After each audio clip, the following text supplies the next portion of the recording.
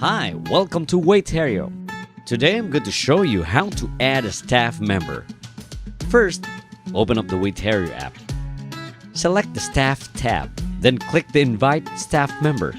Enter the email address of the person you want to invite as your staff.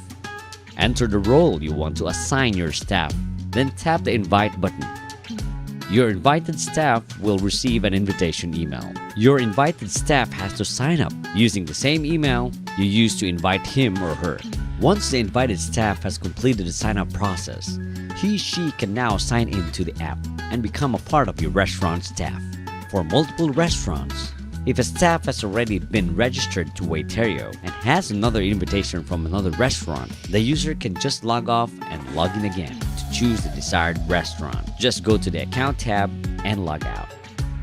So there you have it, a short video on how to add a staff in Waiterio. Thank you very much and have a great day.